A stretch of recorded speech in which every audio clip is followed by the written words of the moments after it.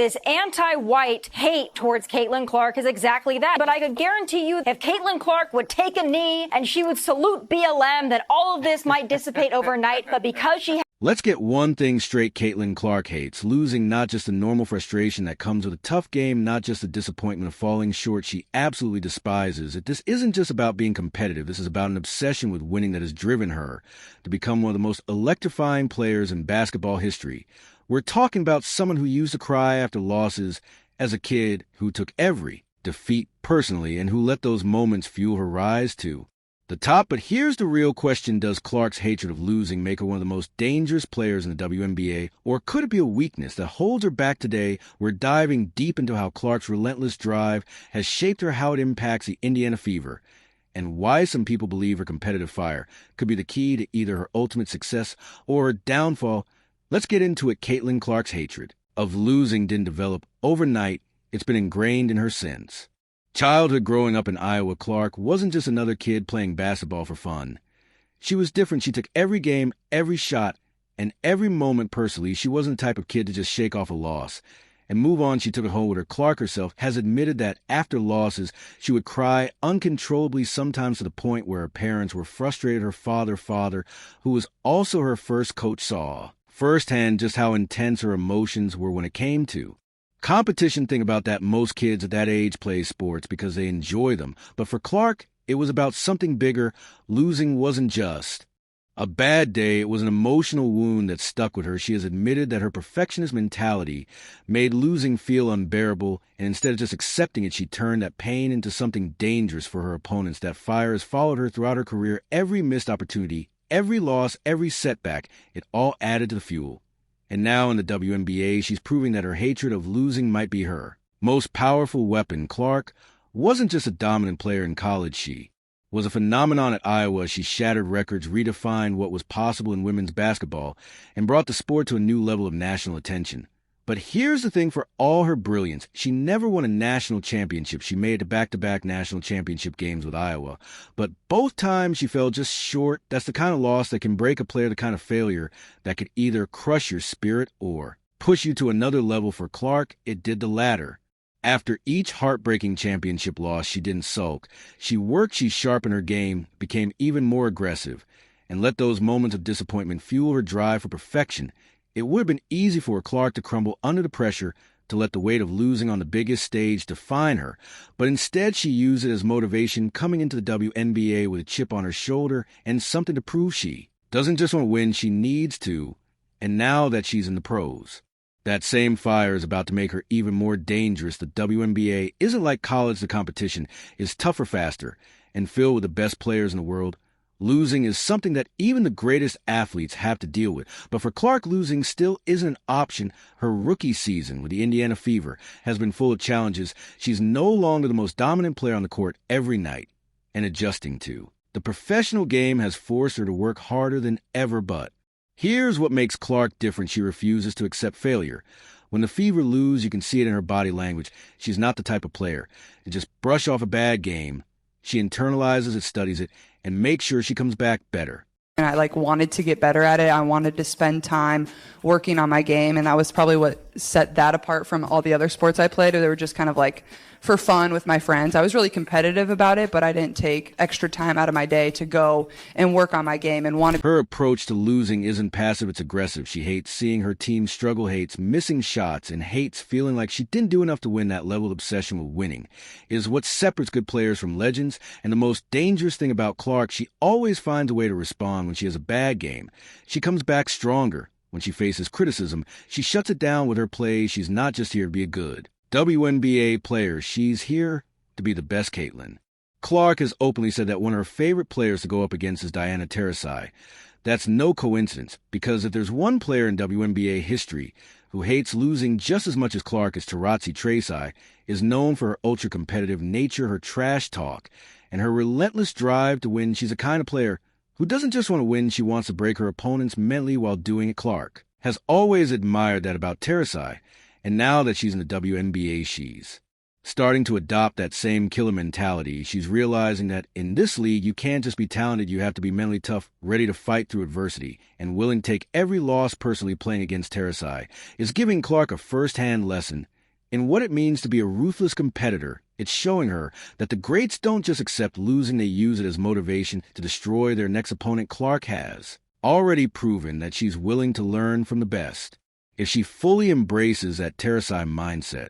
There's been a lot of really good players to come through our program and have, would have been National Player of the Year, Big Ten players, whatever it is. And I think we only have 2 with their jersey retired right now. The rest of the WNBA better be ready. The Indiana Fever didn't just draft Caitlin Clark because she's a great player. They drafted her because they needed a leader who refuses to lose. Before Clark arrived, the Fever had been struggling for years. They hadn't made the playoffs since 2016, and they desperately needed a player who could change the culture of the franchise. Clark's arrival isn't just about her scoring ability or flashy passes. It's about bringing a championship mindset. The Fever are now building around her, making roster moves, and bringing in players who share her competitive fire. Her influence is already starting to shape the team. She holds herself to the highest standard, and that kind of mentality is contagious. Clark isn't just trying to be the best player on the team. She's trying to turn the Fever into a winning franchise again. And if there's one thing we know about Caitlin Clark, it's this: she will do whatever it takes to win. Caitlin Clark's competitive fire is undeniable. But here's the real question: can it ever become too much? Passion is a double-edged sword. It's what drives the greats to push themselves beyond their limits. But when unchecked, it can also lead to frustration, mental fatigue, and tension within a team. Clark's obsession with winning has always fueled her, but it also means that she takes losses harder than most. She isn't the type of player to just brush off a bad game. Instead, she stews on it, breaks down every mistake, and puts immense pressure on herself to fix everything. That kind of mentality can be both a blessing and a curse. In college, this approach worked because she was often the best player on the court. If something wasn't going right, she could take over control of the game and dictate the outcome. But in the WNBA, it's a different story. The competition is tougher, the games are more physical, and Clark isn't always going to be able to fix things by herself. If she doesn't learn to balance her intensity, she could run the risk of burning herself out mentally and physically. Another potential issue: how this mindset affects her teammates. Clark is known for demanding excellence, not just from herself, but from those around her. This is great when the team is winning, but when things aren't going well, her high expectations create unnecessary tension. Some of the greatest competitors in sports history, Michael Jordan, Kobe Bryant, Diana Taurasi, were known for being ruthless. They pushed their teammates hard because they wanted to win at all costs, but not every player responds well to that kind of intensity. But like I said, after I got drafted, I can't think of a better place for myself to start my career, a place that loves basketball, supports women's basketball, and an organization that really does things the right way. Clark's challenge will be finding the right balance, how to channel her passion in a way that lifts her teammates rather than isolates them. If she can figure that outer leadership will become even stronger. If not, she could find herself frustrated with those around her and carrying the burden of winning alone. Being the number 1 overall pick comes with unrealistic expectations. Caitlin Clark wasn't just drafted to be a good player. She was brought in to completely turn around Indiana Fever franchise at a heavy burden for any player, let alone a rookie. The Fever have been struggling for years, missing the playoffs since 2016, and failing to find a true franchise player to build around. Now Clark is expected to be the savior. That kind of pressure can be overwhelming. Losing is something Clark has always hated, but in the WNBA, losses are inevitable, especially for a team that's still rebuilding. She's going to face nights where the Fever get blown out, where her shots aren't falling, where her opponents get the best of her. How she handles those moments will define her career. There's also the outside noise to consider. The media and fans have already anointed Clark as the future of women's basketball, but that means that every failure, every bad game, every mistake will be scrutinized under a microscope. Some of the biggest sports stars in history have crumbled under this kind of pressure. Can Clark handle it? She's already shown resilience in her career. The way she bounced back after heartbreaking losses in college proves that she knows how to use failure as fuel. But this is a different level. The pressure isn't just personal anymore, it's organizational. She's carrying an entire franchise on her shoulders. The mental battle is just as important as the physical one. Clark allows the expectations and losses to weigh her down, could affect her performance.